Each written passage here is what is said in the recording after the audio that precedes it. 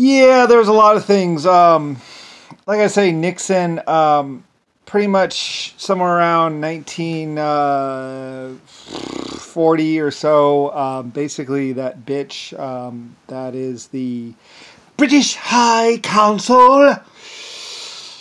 Anyways, this girl, and pretty much her, Nixon, and a couple other people, they were trying to do this takeover or something like that. Like I said, I have been manufacturing things and leading people and owned all these companies pretty much. And basically, Nixon and the British Council and some other people, they wanted to, like I said, my cars were selling like crazy, money everywhere. Suddenly owning a country was very valuable, and you could be worshipped and loved and cared about for being a leader.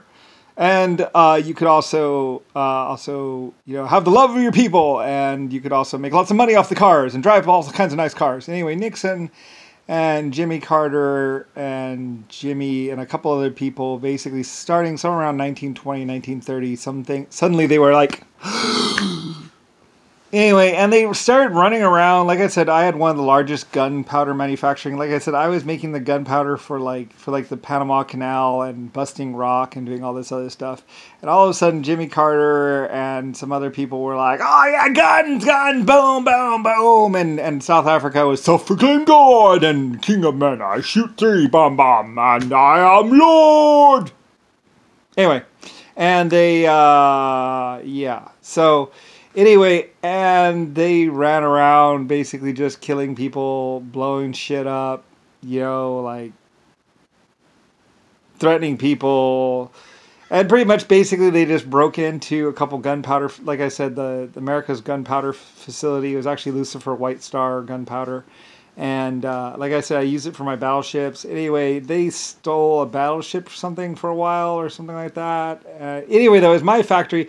What they wanted to do basically was pretty much they went in there and they claimed eminent domain on the factory as saying that it was for the war. And they went in there and they took over the factory. And basically what they really did was they went in there and shot everyone.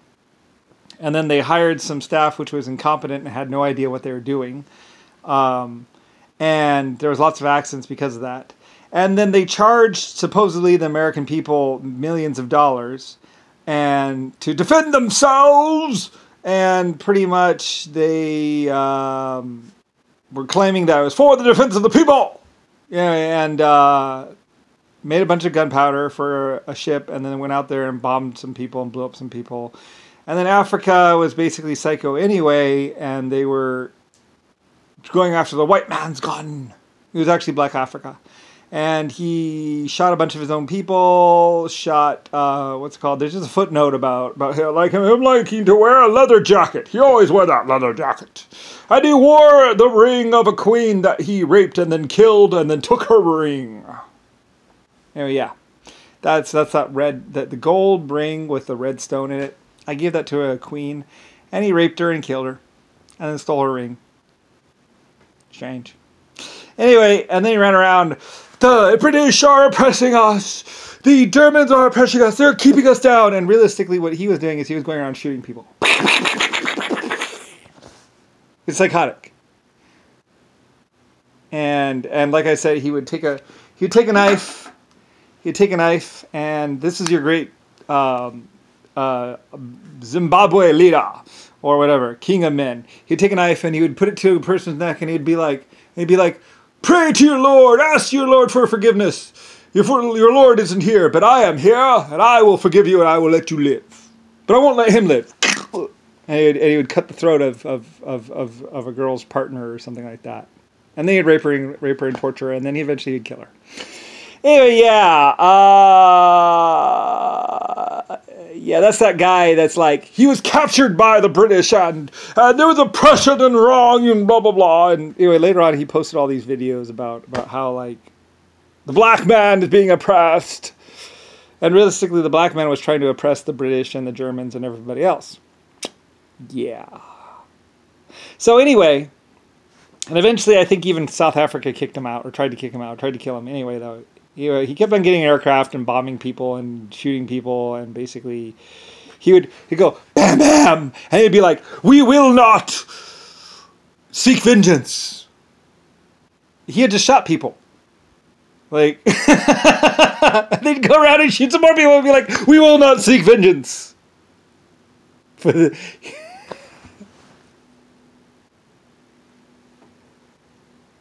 It was him the whole time.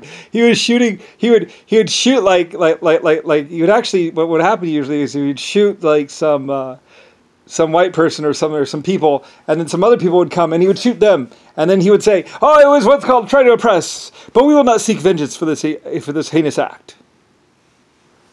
Anyway, it was that whole guy with the gold ring. And a couple other people, some other psychotic Zimbabwe people. They attacked the French colony, they attacked the Dutch colony, and then afterwards they said, they were oppressing us, we fought for freedom. It's like, no, you fought for their car and killed them. And then lived in their house. And then let it fall down around you, and then left. After you raped everyone. And then you killed some more. So yeah, there ain't much. Anyway,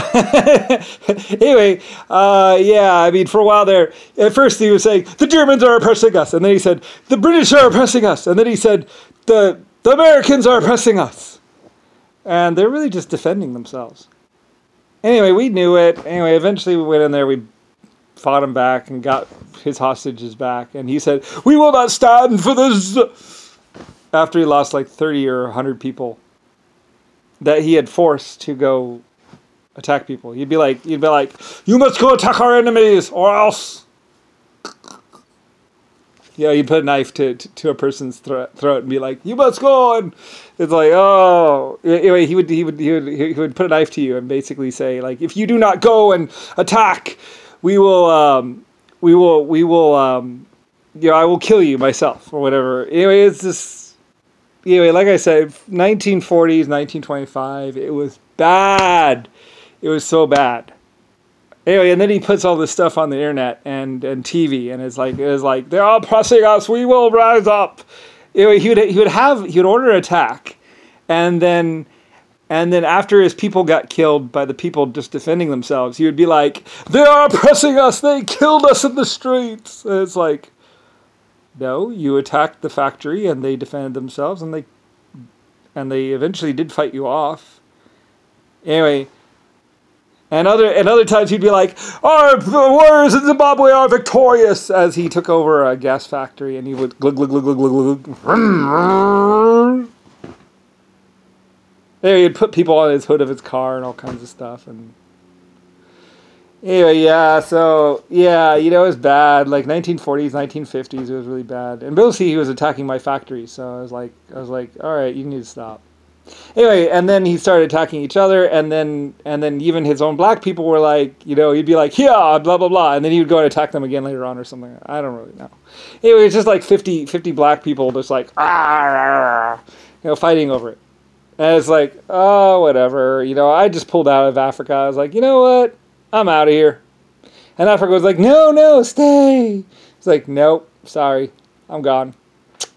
I'm not going to have my British or my Germans there. It's not safe. Africa ain't safe. Zimbabwe ain't safe. It's just bad.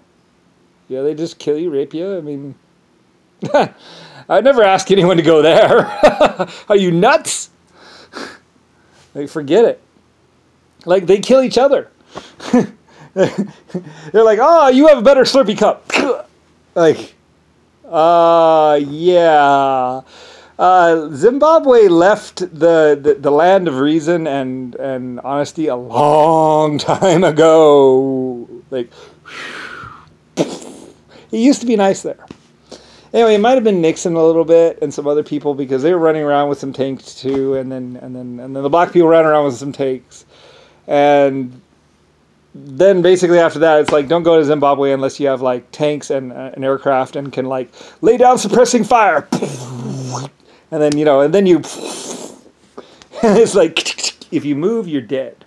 And, that's the only way you want to go to Zimbabwe or Africa. So, anyway, and the black Africans were like, we win, we are victorious! And he shot a couple of his own people. Like, he shot his people if they won. He shot his people if they didn't win. He just shot people.